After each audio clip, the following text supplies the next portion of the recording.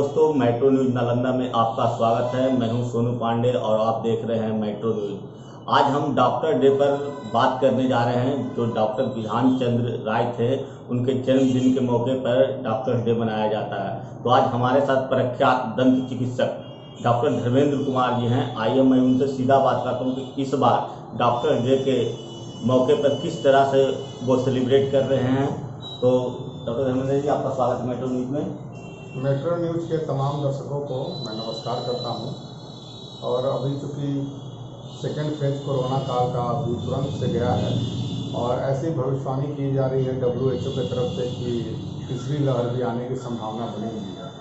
तो ऐसे में हम सब जो भी कोरोना योद्धा हैं, डॉक्टर्स, निगम के अधिकारी कर्मचारी और भी जो भी कोरोना काल से जुड़े हुए लोग हैं, चाहे मीडिया जगत के लोग हो या पुलिस के लोग हों, सबका ये दायित्व बनता है कि हम सब मिलकर तीसरा लहर के लिए अभी से ही तैयारी करें।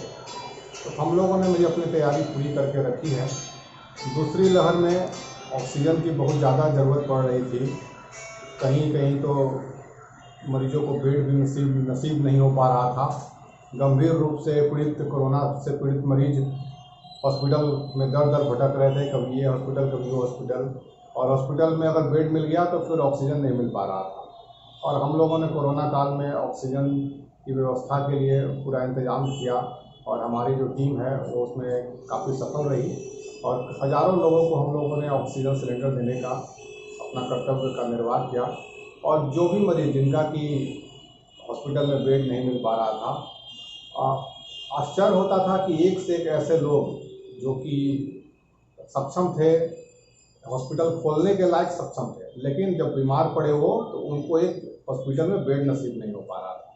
वैसे लोगों को भी हम लोगों ने अपने माध्यम से मदद जो हो सकता था, जिस तरीके से भी मदद किया, उनको बेड दिलवाने का काम या तो एम्स में हो या IGMS में या किसी भी प्राइवेट हॉस्पिटल में।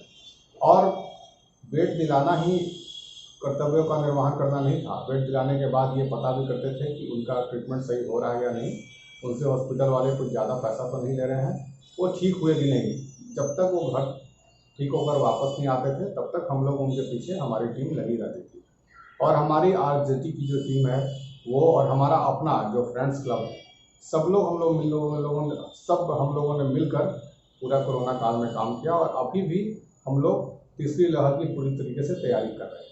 सर, डॉक्टर डे जो है इस मौके पर किस तरह से आप लोग सेलिब्रेट करने जा रहे हैं? कोरोना काल तो चल ही रहा है, लोग डॉक्टर को भगवान के रूप भी मानते हैं, लेकिन इस डे को अगर सभी लोग मनाते हैं, जो फंक्शन जैसे जिस तरह से होती है, सभी लोग यहाँ पर अपने अपने तरीके से लोग बर्थडे मनाते हैं, आखिर डॉक्टर डे में इतना लोग क्यों पीछे महसूस करते हैं? चूँकि जो हमारे प्रख्यात डॉक्टर थे श्री बिधान चंद्र राय जी, उनके जन्मदिन के अवसर पर यह डॉक्टर्स डे मनाया जाता है। तो हम लोग चाहते हैं और कि उनके जो आदर्श हैं, जो उन्होंने एक आदर्श कायम किया पूरे समाज में, पूरे भारत में, उस आदर्श को हम लोग फॉलो करें, उनका अनुसरण करें। और मैं ये भी चाहता हूँ कि जो भी चिकित्सा जगत से जुड़े हुए हैं, या तो डॉक्टर हैं या सेवाकर्मी, वो सब उनके जीवन काल का अध्ययन करें और उनसे कुछ सीखने का प्रयास करें। और अगर आप चिकित्सा जगत से जुड़े हैं, चिकित्सा सेवा से जुड़े हुए हैं, तो आप आर्थिक रूप से, अपने दिमाग में ये चीज़ को निकाल लीजिए कि आप आर्थिक रूप से आगे आने के लिए नहीं जुड़े हैं, आप सामाजिक रूप से आगे आने के लिए जुड़े हैं। अगर आर्थिक उपार्जन करना आपका लक्ष्य है तो चिकित्सा जगत में आप ना आए। आपको अगर समाज में कुछ देने का काम करना है तभी चिकित्सा जगत से जुड़िए, अन्यथा और भी बहुत सारे क्षेत्र हैं, उस क्षेत्र में भी आप कार्य कर सकते हैं। बीच में बाबा रामदेव जी फिर चर्चा में आए थे चिकित्सा के क्षेत्र में, तो इस बार उनके लिए क्या संदेश है?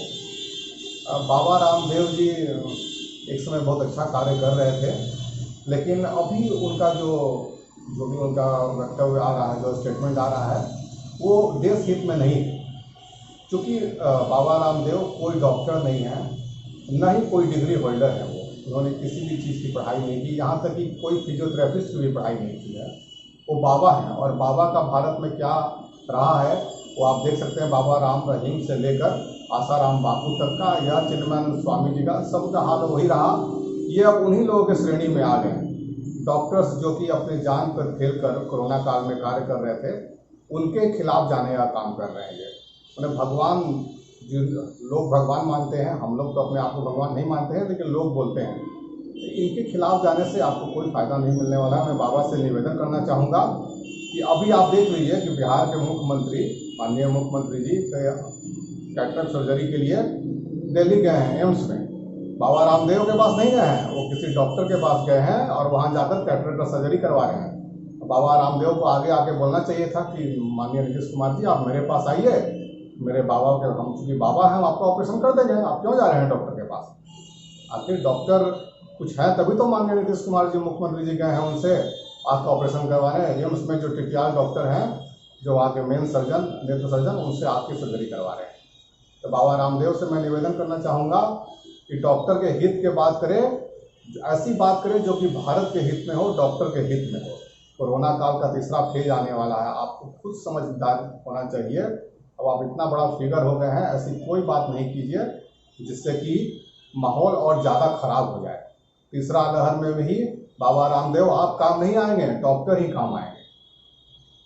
तो हमारे साथ डॉक्टर धर्मेंद्र जी, प्रख्यात चिकित्सक जो थे, दंत चिकित्सक, इन्होंने भी कोरोना काल में लगातार सेवा करने का काम किया है। डॉक्टर के साथ साथ वे समाज सेवा में जुटे हुए रहते हैं। कभी किसी को, ये जो दूसरी लहर थी उस समय भी इन्होंने ऑक्सीजन, मुफ्त में जो ऑक्सीजन हो, जिनको ज़रूरत पड़ता था उनके घर पर जाकर देने का काम करते थे। जिन्हें रिफिलिंग की जरूरत पड़ता था वो रिफिलिंग भी करते थे। और फिर से तीसरी लहर में पूरी तरह तैयार है, इसलिए कोरोना से जंग जीतना है तो वैक्सीन तो जरूर लें। और हमारे जो दंत चिकित्सक डॉक्टर धर्मेंद्र कुमार ने जी कहा है, उन बातों का पर ध्यान दें। और बाबा रामदेव जी, जिनका जो वक्तव्य आते रहता है, उनसे इन्होंने निवेदन किया है कि वो अपने आप को ये सब चर्चा में नहीं लाएं और डॉक्टर के प्रति कभी भी इस तरह की बातें नहीं करें।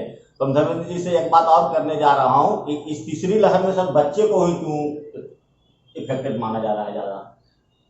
क्योंकि बच्चों का इम्यून सिस्टम तो अच्छा रहता है, लेकिन दूसरा लहर में आप देख रहे होंगे, जो पहला लहर जब आया था तो उसमें जो 60+ के जो लोग थे वो ज़्यादा आत्महत हुए, वो ज़्यादा मरमत हुए, उनकी मृत्यु ज़्यादा हुई। दूसरी लहर में यंग एज के लोगों की मृत्यु ज़्यादा हुई।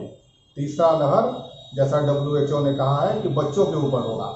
इसलिए होगा कि जो बड़े लोग हैं वो कोरोना जो है कैरियर बनकर आते हैं, कोरोना लेकर बाहर से आते हैं, बाहर निकलते हैं, और अंदर बच्चे तो घर में रहते हैं, लेकिन कोरोना कैरियर का काम बड़े कर रहे हैं और उस बड़ों का खामियाजा बच्चों को भुगतना इस बार पड़ेगा तीसरा लहर में। तो हम लोगों को सचेत रहना है कि हम लोग अगर कहीं ऑफिस में काम करने जाते हैं या नौकरी पर जाते हैं या सब्जी लाने ही क्यों ना मार्केट में जाते हो, घर आएँ तो आने के बाद अपना पहले कपड़ा चेंज करें, स्नान करें, हाथ को अच्छे से धो लें, जो भी गाइडलाइन है उसके अनुसार, और बच्चों से थोड़ा दूरी बनाकर ही रहें। अगर बाहर से आप आते हैं तो 1-2 घंटे तक, उसके बाद ही बच्चों के पास जाएं। अगर इस तरह का मेंटेन करेंगे तब तीसरा लहर को हम लोग रोकने में कामयाब होंगे। और मास्क लगाना तो सबसे ज़्यादा ज़रूरी है। कोरोना का अगर कोई अगर हथियार है तो वो मास्क है।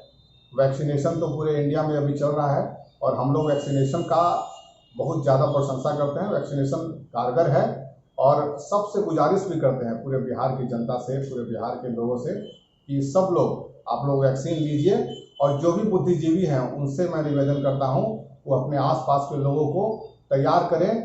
किन्हीं को ऐसा लगता है कि वैक्सीन लेने से मुझे कमजोरी हो जाएगी, ऐसा कुछ नहीं है। वैक्सीन अगर आप लेंगे तो आप और ज़्यादा मजबूत हो जाएंगे कोरोना से, और आप ज़्यादा अच्छे तरीके से लड़ पाएंगे। तो ये थे डॉक्टर विधान चंद्र राय जी के जन्मदिन पर हमारे साथ डॉक्टर धर्मेंद्र जी हैं। इन्होंने सारे ख्याल को रखते हुए बच्चों से भी अपील किया कि वो भी सुरक्षित रहें। पहला सुरक्षित तो उनके गार्जियन को होना है, अगर वो सुरक्षित रहेंगे तो उनके बच्चे सुरक्षित रहेंगे। तो मैं डॉक्टर डे पर मैं सभी चिकित्सक को मैं अपने तरफ से, मेट्रो न्यूज़ की तरफ से सहृदय धन्यवाद देता हूं। और मैं चाहता हूं कि इसी तरह चिकित्सा के क्षेत्र में जो समाज सेवा का रूप दिया गया है, ये समाज सेवा करते रहें। मेट्रो न्यूज़ नालंदा के लिए बॉबी के साथ सोनू पांडे।